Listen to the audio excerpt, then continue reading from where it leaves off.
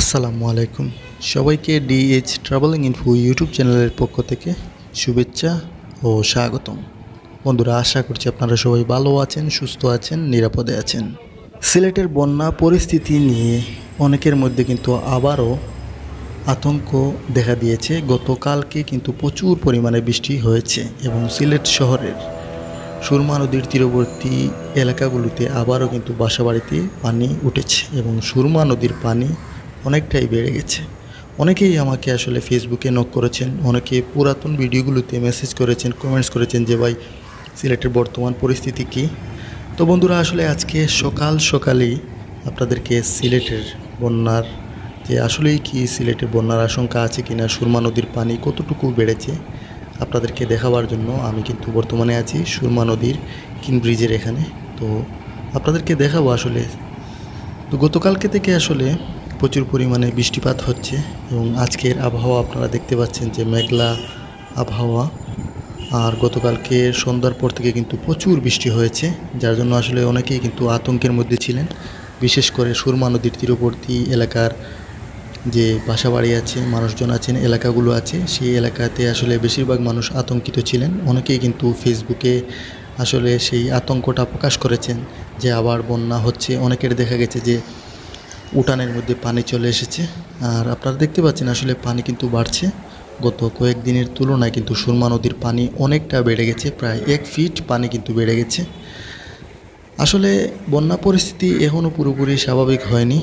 সিলেট এবং সুনামগঞ্জের মানুষের হাহাকার, মানুষের আর্তনাদ এখনও কিন্তু সিলেট সুনামগঞ্জের আকাশ বাতার বাড়ি হচ্ছে। বিশেষ করে সুনামগঞ্জের মানুষের অবস্থা খুবই খারাপ। সিলেট শহর এবং সিলেট শহরের আশেপাশের অনেকটা উন্নতি হলেও সিলেটের কানাইঘাট, তারপরে বিয়ানীবাজার, গোয়াইনঘাট, মৌলভীবাজার এলাকাগুলিতে কিন্তু নতুন নতুন করে আসলে অনেকটা শহর, অনেকটা এলাকা প্লাবিত হচ্ছে, বন্যার খবর পাওয়া যাচ্ছে। তো বন্ধুরা, আপনারা দেখতে পাচ্ছেন আলী আমজাদের গড়ের এই দিকে আসলে পানি এখনও সেই পরিমাণে বাড়েনি, পানি কিছুটা বেড়েছে, তবে নদীর যে পানি একেবারে বেড়ে গেছে সেরকম কিছুই না। আপনারা গত বন্যার সময় কিন্তু আমি আপনাদের কাছে ভিডিও প্রকাশ করেছিলাম, আপনারা দেখেছিলেন যে এই অংশগুলো কিন্তু পানির নিচে ডুবো অবস্থায় ছিল। তো আপনারা দেখতে পাচ্ছেন আসলে পানি কিন্তু অনেকটাই বেড়েছে। তবে আল্লাহ না করুক পানি আর বাড়ুক না। আর বৃষ্টিপাত হচ্ছে, সেই বৃষ্টিপাত যেন আর আল্লাহ গজবের বৃষ্টির রূপে রূপান্তরিত না করেন, আমরা সবাই আসলে দোয়া করি। এখানে দেখতে পাচ্ছেন যে আসলে একটি স্পিডবোট এবং আরও একটি স্পিডবোট, প্রায় 2টি স্পিডবোট কিন্তু সুরমা নদীর পাশে এখানে রাখা। এগুলো আসলে আগে দেখা যায়নি, আজকে এখানে দেখতে পাচ্ছি। হয়তো আসলে এগুলো দিয়ে ত্রাণ সামগ্রী এগুলো বিতরণ করা হচ্ছে, যার জন্য হয়তো এখানে রাখা হয়েছে। কারণ সামনে হচ্ছে কালীঘাট, এখান থেকে পণ্য নিয়ে আসলে সুনামগঞ্জের এলাকাগুলোতে দেওয়া হবে। তো আপনারা দেখতে পাচ্ছেন আসলে এই অংশগুলোতে কিন্তু প্রচুর পরিমাণে পানি ছিল। গত বন্যার সময় আমি আপনাদেরকে দেখিয়েছিলাম। আমরা সবাই আসলে দোয়া করি যে এই ধরনের বন্যা আর যাতে আমরা না দেখতে পাই, আর যাতে এই ধরনের বন্যার মুখোমুখি আমরা যাতে না হই, আল্লাহর কাছে আমরা সবাই দোয়া করি। আপনারা জানেন আসলে সিলেট সুনামগঞ্জের মানুষের অবস্থা খুবই খারাপ। সুনামগঞ্জের মানুষ রাস্তার মধ্যে দিন কাটাচ্ছে, না খেয়ে আসলে সন্তানদের নিয়ে অনেকে দিন কাটাচ্ছে। ঘরবাড়ি হারা মানুষ অনেক কষ্টের মধ্যে আছে। বিশেষ করে সুনামগঞ্জের মানুষ খুবই কষ্টের মধ্যে আছে। সিলেট শহরে সুরমা নদীর তীরবর্তী এলাকার মানুষগুলো অনেক কষ্টের মধ্যে আছে। আপনারা অনেকেই সাহায্য সহযোগিতা করছেন, বিশেষ করে আলিম উলামারা অনেক বেশি সাহায্য সহযোগিতা করতেছেন। সুন্নাহ ফাউন্ডেশন এবং আরও অনেক সংগঠন আসলে এগিয়ে এসেছে বন্যার্তদের মানুষের পাশে। তারা যেভাবে সাহায্য সহযোগিতা করতেছে আসলে অভাবনীয়, অতুলনীয়। আমরা সবাই তাদের জন্য দোয়া করি যে যতটুকু পেরেছেন সাহায্য সহযোগিতা করছেন, আগামীতেও আরও করবেন, আমরা সবাই সেটাই আশা করি। যার যার অবস্থান থেকে আপনারা অনেকেই সাহায্য সহযোগিতার হাতগুলো বাড়িয়ে দিয়েছেন। আমি আমার প্রথম থেকে যতগুলো ভিডিও করেছি সবগুলো ভিডিওতেই আপনাদের কাছে একটাই দোয়া চেয়েছি এবং আপনাদের সবার কাছে এটাই বলেছি যে আপনারা বেশি বেশি করে আসলে সিলেটের মানুষের জন্য, সুনামগঞ্জের মানুষের জন্য আপনারা আপনাদের সাহায্যের হাতগুলো বাড়িয়ে দিন। তো আপনারা দিয়েছেন, যে যতটুকু পেরেছেন সাহায্য সহযোগিতা করেছেন।